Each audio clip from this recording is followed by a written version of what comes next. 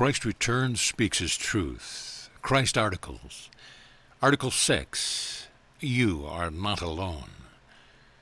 Christ says, I have come to speak to you in colloquial language as far as I am able, to reach people who have not yet found my letters and who presently see no reason to read them. In fact, my letters explaining what I taught in Palestine and giving further explanation of the origins of creation will give receptive people the means to overcome every difficulty encountered in existence. This may sound like a far-fetched claim, but it is nonetheless true. The letters give you the information known to true masters who showed that they had control of atomic states of being, by controlling the elements and creating food and objects from nothing. I also controlled the elements, healed and created necessities, and was only able to do so because I possess the deep and secret knowledge that I have shared with you in my letters. Do not compare my message to you with the message from others.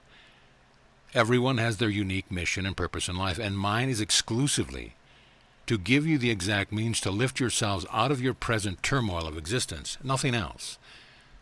Therefore, my messages may be repetitive, but they are directed solely to inspiring and helping you to make a decision to follow Christ's way, my way, no matter how difficult you may find that way to be. You will persevere because along my way you will find rewards which will prove to you that you are definitely on the right path.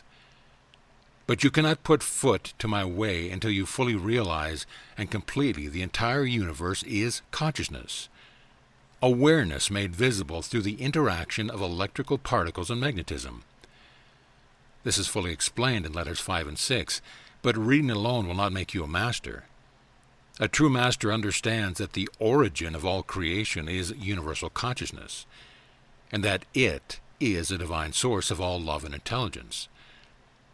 To be a true master, a person has to understand the way the universe has come into being, know intimately the true nature of universal consciousness, and has to so purify himself of the impulse of the ego that he is absolutely free of all ego impurities in his mind and emotion.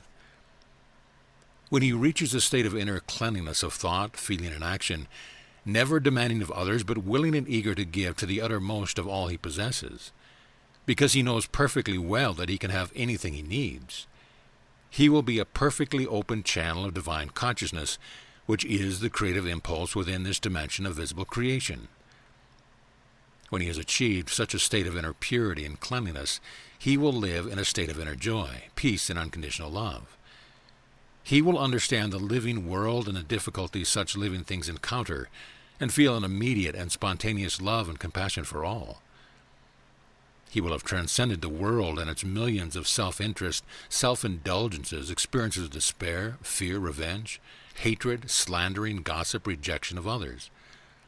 All these worldly activities will go on around him, but he will not experience them himself. He will only feel boundless compassion and love for them. He will only long and yearn passionately to teach the word, the truth of being. He will make every sacrifice with joy to help people understand the truth and live in their every thought, word, and deed.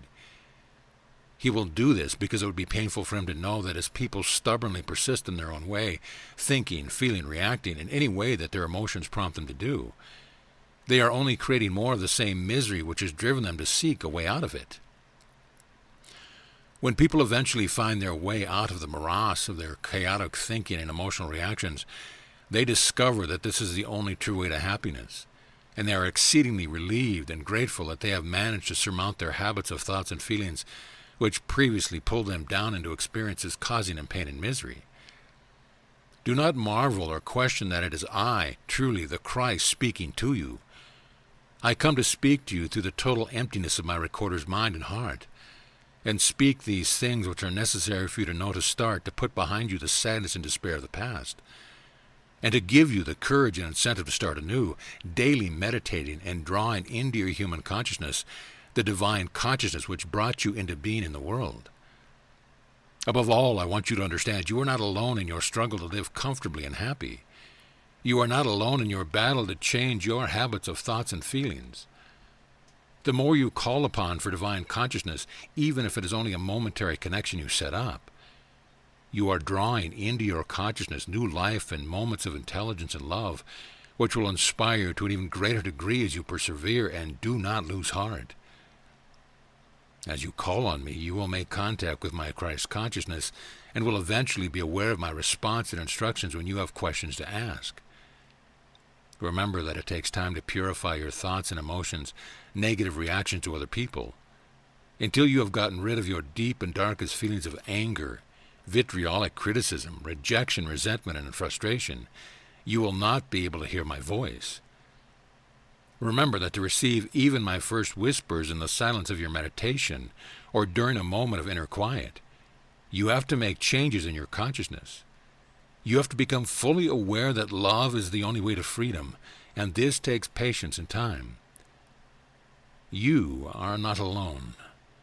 We who have moved into higher echelons of spiritual realization and divine consciousness have only love for you, and our most urgent desire is for your escape from travail and your progression into light, wisdom, and unconditional love.